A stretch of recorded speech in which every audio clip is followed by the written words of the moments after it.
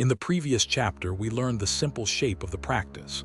We learned how to sit, how to settle the body, and how to let a single sacred phrase rise and fall with the breath. That was the doorway. Now we step through it. Going deeper does not mean adding new techniques on top of the old ones. It means doing the same simple thing with more honesty, more patience, and a softer heart.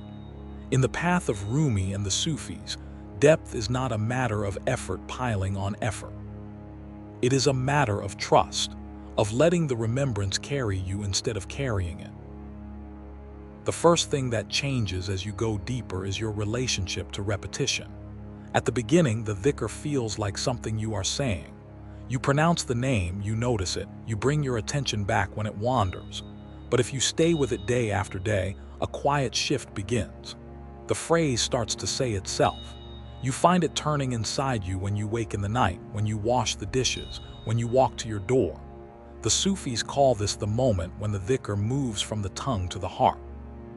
You are no longer the one remembering. You are the one being remembered. To support this, the masters teach us to slow down. Most beginners repeat too quickly, as if speed were progress. Going deeper means almost the opposite. Let the name lengthen. Let there be space around it, a pause where nothing is added and nothing is grasped. In that pause, something listens. Rumi often spoke of silence as the true language of the soul, and he ended many of his poems by falling quiet, signing them with the word silence itself. The repetition is not the goal. The repetition is the boat. The silence between the words is the sea. The second thing that deepens is attention to meaning. In the early days, it is enough to repeat the phrase with sincerity. Later, you begin to taste it. If the remembrance is of the beloved, you let the longing in the word grow warm. You are not analyzing it. You are leaning toward it the way a plant leans toward light.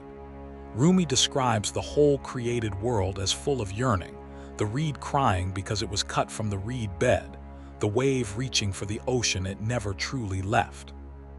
When you remember with feeling, you join that great homesickness. The phrase stops being a sound and becomes an ache, and the ache, strangely, becomes sweet. The third deepening is the loosening of the self. This is the heart of the whole path, and it cannot be forced.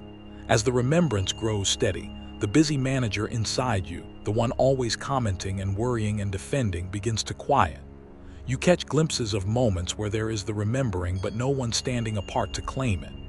The Sufis speak of fana, the passing away of the small separate self, like a candle flame disappearing in the blaze of the noon sun. The candle is not destroyed. It is simply no longer noticed because the greater light has swallowed its little glow. You do not make this happen. You make room for it. Here a word of guidance matters greatly. As you go deeper, gentleness becomes more important, not less. The ego is clever, and it will try to turn even your spiritual progress into a new possession. It will whisper that you are advancing, that you are becoming someone special. The remedy is the same humility you began with. Whenever you notice pride creeping in, return to the name as a beggar returns to a generous door, empty-handed and grateful. The deeper path is not a ladder you climb to look down on others. It is a slow bowing, lower and lower, until the head touches the ground and the heart finally opens. It also helps at this stage to let the practice spill beyond the cushion. The Sufis never meant for remembrance to stay locked in a quiet room. They worked, traded, raised children, and remembered God in the middle of all of it. As your sitting practice deepens, carry the thread of the name into ordinary moments. A breath at a red light, a silent phrase before you speak in anger, a glance of gratitude before you eat. The line between practice and life grows thin, and one day you notice it has vanished entirely. So this is what going deeper truly means. Not collecting experiences, not chasing states, not measuring yourself against others. It means returning to the same humble remembrance again and again, until the one who remembers and the one who is remembered are no longer felt as two. The technique was always simple. What deepens is you, softening, opening, coming home to a place you never actually left. Rumi promised that the wound is the place where the light enters. the deeper you go, the more you see that your longing itself was the light, calling you back from the very start.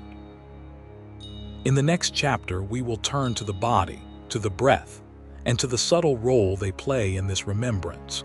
We will see how attention rides on the breath, how posture either frees or hinders the heart, and how the Sufis used movement, stillness, and the rhythm of breathing to let the practice take root in flesh and bone as well as in spirit.